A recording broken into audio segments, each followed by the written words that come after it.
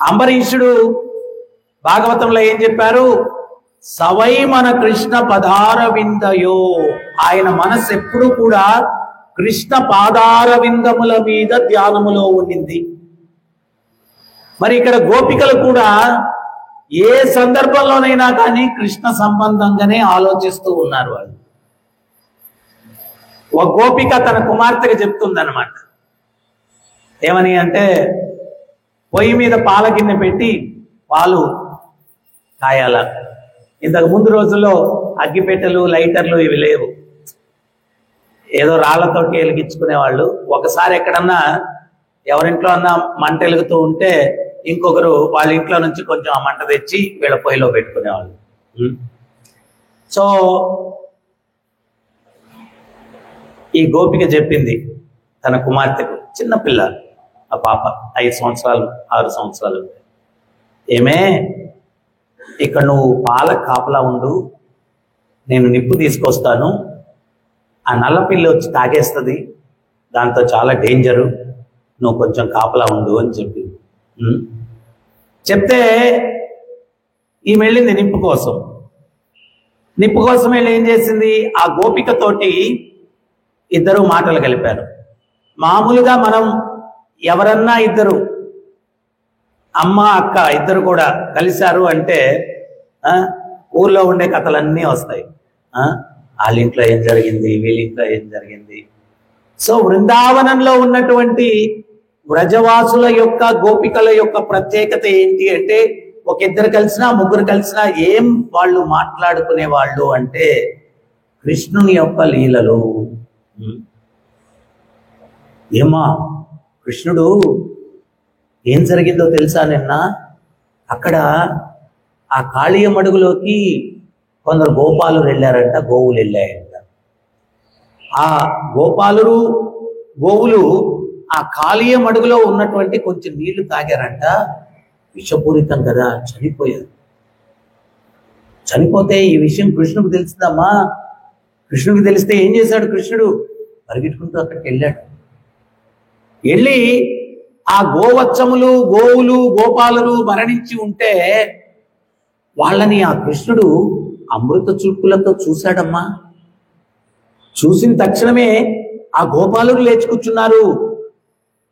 గోవులు, గోవత్సములు అన్నీ కూడా ప్రాణాలు తిరిగి వచ్చేసాయమ్మా.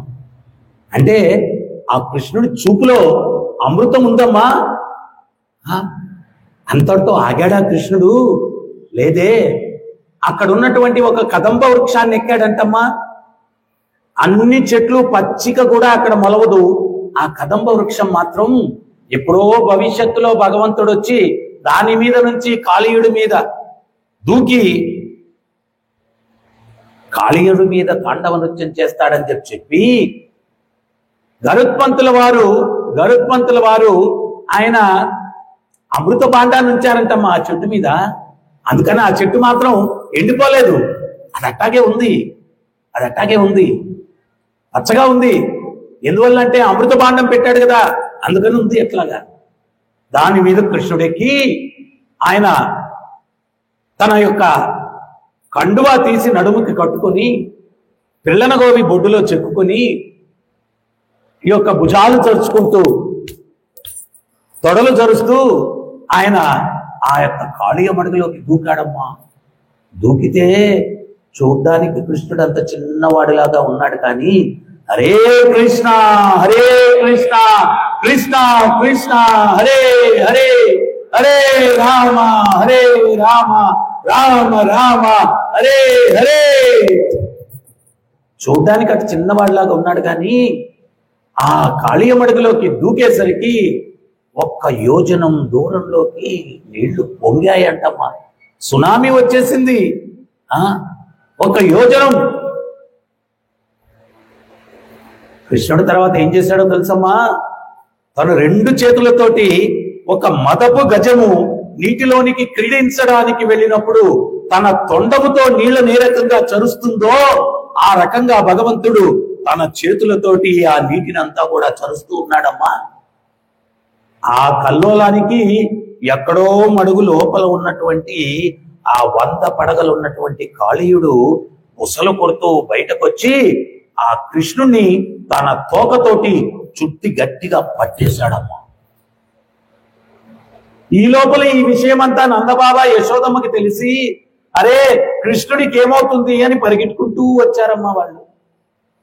యశోదమ్మ కృష్ణుణ్ణి ఆ యొక్క తోకతో బంధింపబడి ఉండడం చూసి ఆమె మూర్ఛపోయిందమ్మా దుఃఖంతో. శూన్యాయతం జగత్ సర్వం గోవింద విరహేనని. అదేంటో తెలియదు కానీ అమ్మాయి, ఆ బలరాముడు కూడా వచ్చాడంట అమ్మాయి. అక్కడ ఉండే వాళ్ళందరూ టెన్షన్ పడుతున్నారమ్మాయి, కానీ బలరాముడు మాత్రం ఆ చేతికర్ర మీద చేయి పట్టుకొని ఆ గడ్డం కింద చెయ్యట పట్టుకొని నవ్వుతూ చూస్తున్నాడు అమ్మాయి. టెన్షనే లేదంట. ఏంటో తెలియదు కారణం. చాలా విచిత్రం కదమ్మాయి. తమ్ముడు గంట జరుగుతా ఉంటే అన్నట్లా ప్రశాంతంగా చూస్తూనే ఉన్నాడంట. ఎందుకు ప్రశాంతంగా చూస్తున్నాడంటే, వీడు 100 పడగలే ఉన్నాయి, ఆయన ఎవరు అనంత శేషుడు. ఎన్ని పడగలు ఉన్నాయో లెక్కలేదు. ఆ పడగల మీద బ్రహ్మాండాలని మోస్తాడు ఆయన. ఈ 100 పడగలు ఉండేటువంటి ఈ పాము వానపాముతో సమానంగా కృష్ణుడికి ఏం జరుగుతుంది అని చెప్పి ఆయన ప్రశాంతంగా చూస్తూ ఉన్నాడు నవ్వుతూ. ప్రశాంతంగా చూస్తూ ఉన్నాడు నవ్వుతూ. ఈ 100 పడగలున్న పాము ఏం చేస్తుంది?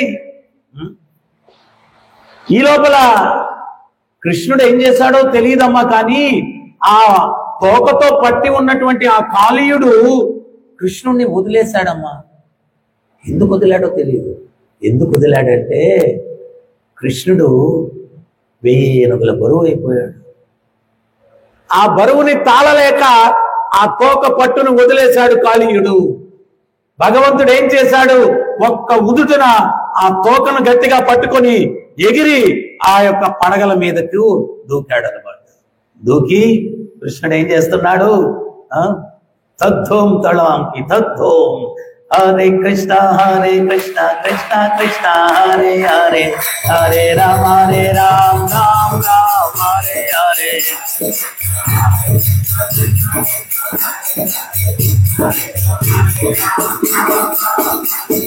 హరే కృష్ణ కృష్ణ కృష్ణ హరే హరే, హరే రామ రామ రామ హరే హరే.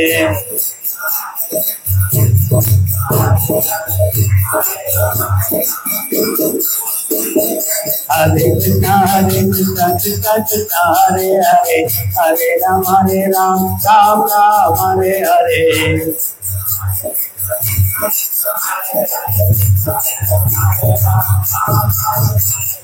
హరే కృష్ణ కృష్ణ కృష్ణ హరే హరే, హరే రామ రామ రామ హరే హరే.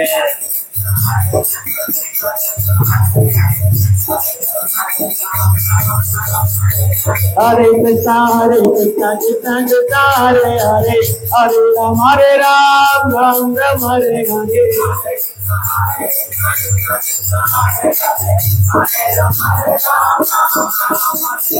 హరే కృష్ణ కృష్ణ కృష్ణ హరే హరే, హరే రామ రామ రామ హరే హరే.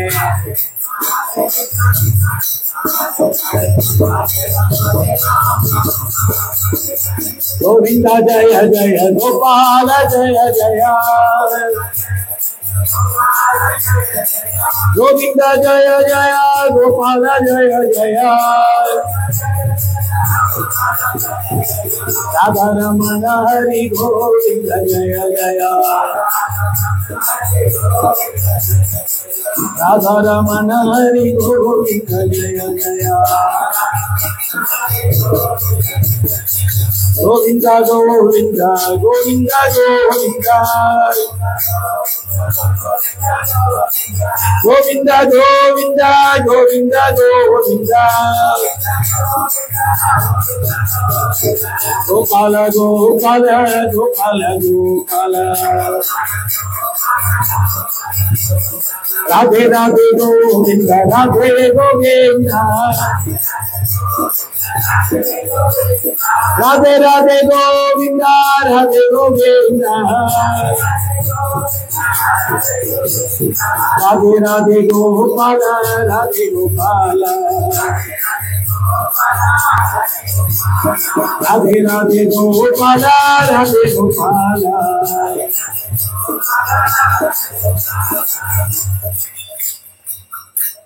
కృష్ణుడు అద్భుతంగా ఆ కాళీయుడి మీద నృత్యం చేస్తూ ఉన్నాడు.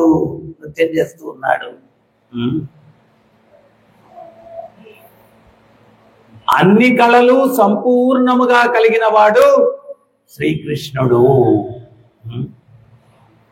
నృత్యమైన, సంగీతమైన, వాయిద్యమైన అన్ని కళలు మూలం ఆయనే. చాలా చక్కగా అద్భుతంగా నృత్యం చేస్తూ, ఒక పక్క చూసేవారికి అది నృత్యంలాగా కనిపిస్తూ ఉంది, ఇంకో పక్క కాళీయుడికి మాత్రం నరకంగా ఉంది. ఏమంటే ఆయన ఒక్కొక్క స్టెప్ వేస్తూ ఉంటే వాడి పడగల మీద ఎక్కడో కడుపులో దాగి ఉన్నటువంటి కాలకోటి విషం కక్కుతున్నాడు. వాడు కక్కుతున్నాడు. ఒక తన్నుదంటే బా కక్కేస్తున్నాడు మొత్తం. ఆచార్యులు అది చెప్పేమంటున్నారు అంటే, భగవంతుడి యొక్క నామం ఎవరైతే చేస్తాడో ఆ నామం చేసేవాడి యొక్క నాలుక మీద ఆ కృష్ణుడు నృత్యం చేస్తాడు. ఆ హృదయంలో ఉన్నటువంటి కల్ముషాలన్నీ కూడా, అరిషడ్ వర్గాలకు సంబంధించిన కల్ముషాలన్నీ కూడా వీడు కక్కేస్తాడు. పోతాయి.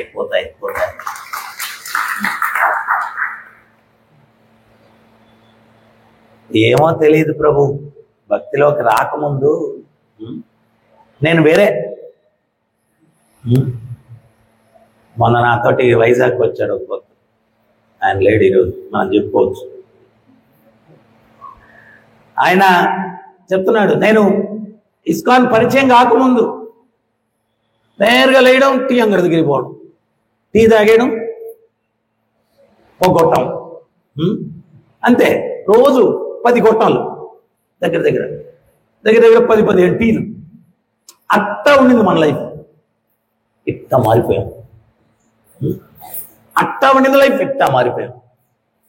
కారణం ఏంటి అంటే, ఆ గొట్టము, ఆ పానీయము ఇవన్నీ తీసుకోవాలనేటువంటి కోరిక హృదయంలో బలంగా ఉండింది.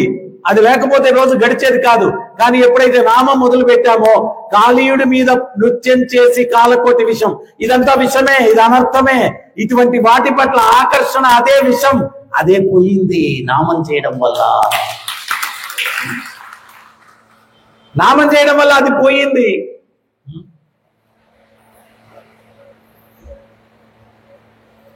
ఇంకో భక్తుడు వైజాగ్ లో కలిసాడు, ఆయన దుబాయ్లో ఉంటాడు, నిన్న కూడా చెప్పాను నేను. ఆయన చెప్తున్నారు, మా కుటుంబం అంతా కూడా అది అబ్బా ఉదయం నుంచి ఇంకా రాత్రి వరకు 3 కోట్ల. ఎట్టపోయిందో పోయింది. ఇప్పుడు వాసన తగిలినా వికారం వచ్చేస్తాం. ఆచార్యులు చెప్పింది పరమ సత్యం. ఆ నామాన్ని మనం కీర్తించడం వల్ల, నాలుక మీద స్వామి నృత్యం చేయడం వల్ల ఈ లోపల ఉన్నటువంటి విషాలు, ఇటువంటి వాటి పట్ల ఆసక్తే విషాలు, ఆ విషాలన్నీ కక్కేశాం. మళ్ళా వాటిని కక్కిన దాన్ని తినాలా అనేటువంటి ఆలోచన కూడా రావట్లేదు. దీనికి కారణం అదే. హరే కృష్ణ కృష్ణ కృష్ణ హరే హరే, హరే రామ రామ రామ హరే హరే.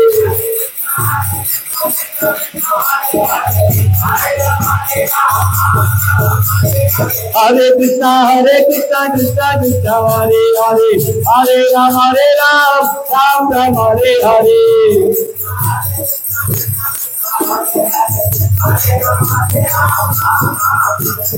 हरे कृष्णा कृष्णा कृष्णा हरे हरे, हरे राम राम राम हरे हरे.